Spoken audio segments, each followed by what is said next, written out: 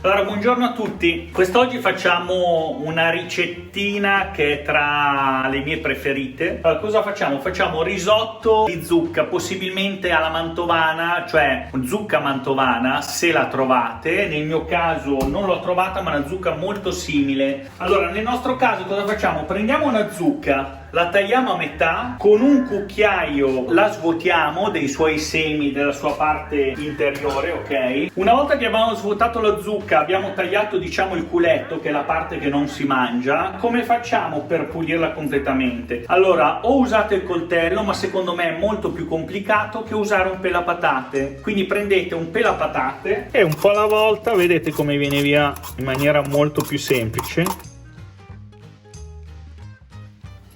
Ma che bello! Questa è la nostra zucca, sicuramente basta per 2 risotti, noi la tagliamo a metà, una metà la mettiamo da parte e l'altra metà la iniziamo a tagliare a dadini. Allora, nel frattempo cosa fate? Preparate un litro e mezzo abbondante di brodo che ci servirà sia per la cottura della zucca che per la cottura ovviamente del nostro risotto. Iniziamo a tagliare la zucca. Dopodiché andiamo a tagliare uno scalogno piccolo, lo tritiamo, oppure mezza cipollina, quella che avete in casa. Dopo aver tagliato quindi la nostra zucca a dadini, iniziamo ad andare a fare la cottura della zucca. Allora, in questo caso cosa facciamo? Del nostro burro tagliamo un pezzettino, lo usiamo, 2 pezzettini diciamo, lo usiamo per il nostro soffritto. Poi mettiamo anche un filo di olio, ma un filo, facciamo sciogliere bene tutto. Dopodiché, una volta che inizia a sciogliersi il burro, andiamo ad aggiungere il nostro scalogno. Preparate anche un pochino di vino bianco, perché lo andremo a utilizzare dopo per sfumare il nostro riso. Allora, ci sono 2 possibilità: potete cuocere o la zucca a parte e una volta che avrete tostato buttate la zucca insieme al riso tostato, oppure io solitamente faccio tutto insieme senza sporcare 2000 pentole. Quindi cosa facciamo? Andiamo a cuocere prima la nostra zucca. Una volta che sarà cotta la nostra zucca, metà la utilizzeremo per la salsa, perché ci servirà per la mantecatura del risotto. L'altra metà invece aggiungeremo il riso, che asciugherà comunque eventuale brodo residuo o umidità residua, quindi farà lo stesso la sua tostatura all'interno della nostra pentola. Andremo a sfumare e poi porteremo a cottura, ok? Allora, è ben caldo, andiamo ad aggiungere il nostro scalogno.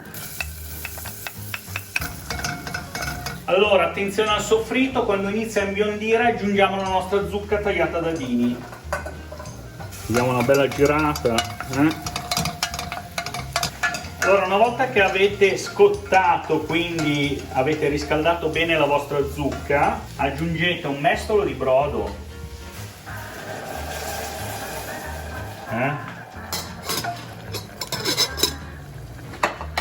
Gli date una bella girata e poi coprite a fuoco medio-basso e lasciate cuocere per almeno un quarto d'ora. Mettete, allora, il brodo ha già la sua sapidità, però se il brodo è regolato giusto, io aggiungo sempre sulla zucca un pizzico di sale, senza esagerare, proprio in superficie. Avete visto, ne ho messo pochissimo. Allora, andiamo a vedere la nostra zucca. Io l'ho già assaggiata, è già bella morbida. Allora, cosa facciamo?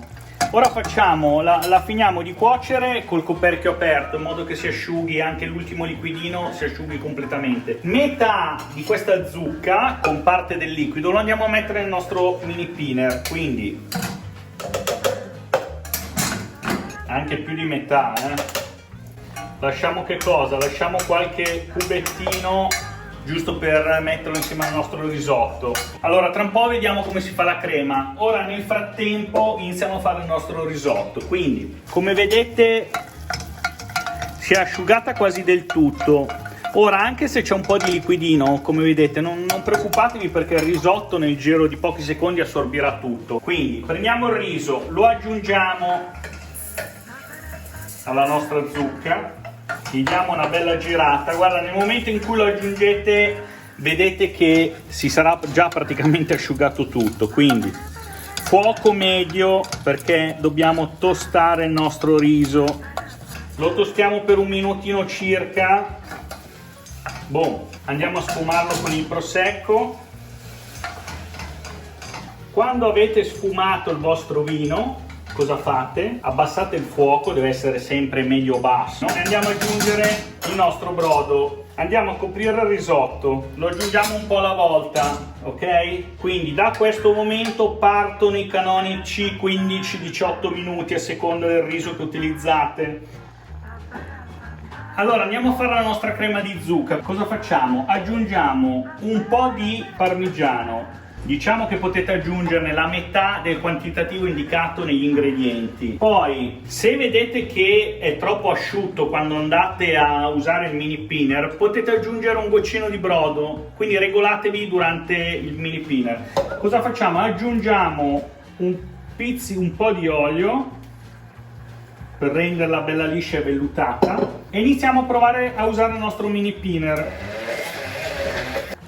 Se vedete che non è ancora liscissima, aggiungete ancora un po' di olio, ok? Basta pochissimo e venite a vedere. Questa qua è la nostra crema. Come vedete, senza aggiungere brodo, perché c'era già un po' di liquido della zucca, è venuta proprio perfetta. Densa al punto giusto, non deve essere troppo liquida perché ovviamente va in un risotto, ok? Allora il nostro risotto è pronto, anche se si asciuga troppo non importa perché la nostra salsa lo renderà perfetto, renderà una mantecatura perfetta. Cosa facciamo? Lo lasciamo riposare un minutino, il mio è già riposato, poi prendiamo il burro, poi aggiungiamo la rimanenza del nostro parmigiano o grana padano, iniziamo a girare il tutto, ok? Il burro lo portiamo sotto. Nel frattempo cosa facciamo? Aggiungiamo la nostra salsa. Allora aggiungetene un po' alla volta, ok? Perché vi regolate con la mantecatura. Guardate che bel colore. Girate bene, fate sciogliere bene il burro e il parmigiano.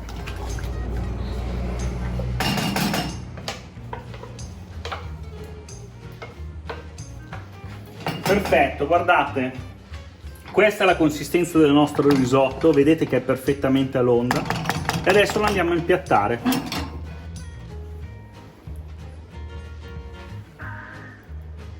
Guardate, il nostro risottino alla zucca è pronto, guardate che bellezza.